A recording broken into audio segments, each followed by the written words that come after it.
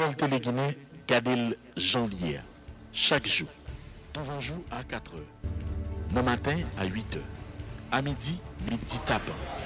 À soir, 8 h. Télégamme, Télé-Guinée Magazine, chaque dimanche, 4 h l'après-midi. Nouvelle Télé-Guinée, sans commentaire, sans voix monter, Gadel Jean-Lier.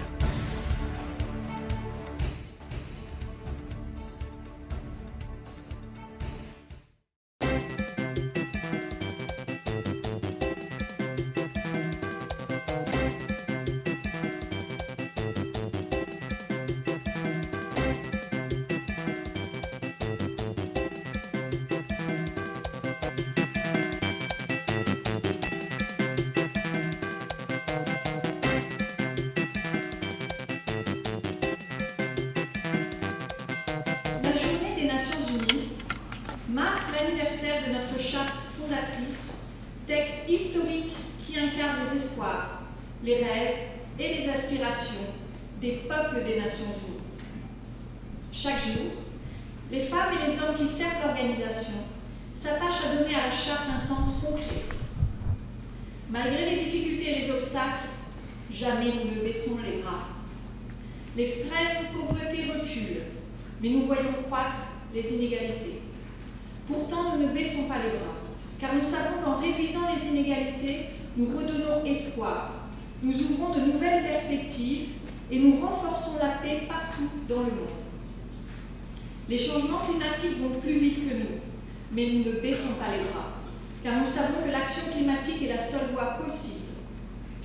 Les droits de l'homme sont bafoués en bien des lieux, mais nous ne baissons pas les bras, car nous savons que le respect des droits fondamentaux et de la dignité humaine est une condition indispensable à la paix. Les conflits se multiplient, les gens souffrent, mais nous ne baissons pas les bras, car nous savons que chaque homme, chaque femme, chaque enfant mérite de vivre en paix. En cette journée des Nations Unies, réaffirmons notre engagement à rétablir la confiance, à sauver notre planète, à ne laisser personne de côté, à défendre la dignité de chacun et de tous en tant que Nations Unies. Le Conseil de sécurité a donné un mandat de 2 ans à la MINUJUST en appui aux priorités du gouvernement. Cela signifie que nous sommes en phase de transition vers une présence des Nations Unies sans maintien de la paix après octobre 2019. La transition se prépare avec les autorités nationales et les agences des Nations Unies qui vont continuer leur présence et leur soutien après le départ de la MINUJUST. Cette préparation se fait grâce à une feuille de route dont les objectifs et les indicateurs ont été définis avec le gouvernement.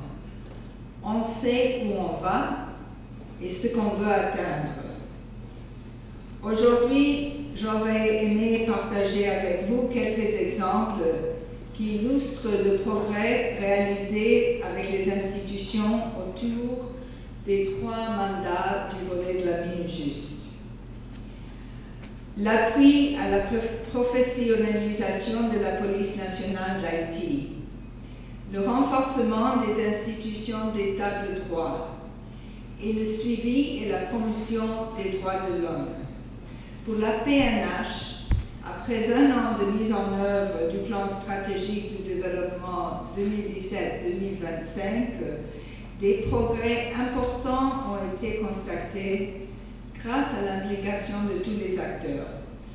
Le nombre d'officiers est désormais de 15 735, dont 568 des femmes, c'est-à-dire presque 10% de la force. La représentation des femmes dans la police est importante, car le maintien de l'ordre concerne toute la population et elle contribue aussi à une police professionnelle à l'image du pays. Et Haïti est composé de femmes et d'hommes qui travaillent pour constituer l'avenir du pays. Afin de renforcer les chances des candidates, la Minujust et ONU Femmes, avec la PNH et le ministère à la condition féminine et aux droits de la femme, mettent en œuvre un projet pour encourager les femmes à s'intégrer à la police. On essaye aussi d'augmenter la présence de la PNH à travers le pays. Depuis le début de la Minujust, 21 projets de construction et de rénovation des commissariats ont été lancés, ce qui a permis d'accroître la couverture territoriale de la PNH. Pour ce qui est du renforcement de l'état de droit, la promulgation et l'application de lois clés est une priorité. À ce titre, je salue le travail parlementaire qui a permis l'adoption par le Sénat et la Chambre des députés de la loi sur l'assistance légale. Dès sa promulgation, la Minujust se tient prête à appuyer le ministère de la Justice et de la Sécurité publique pour la formulation du plan d'action.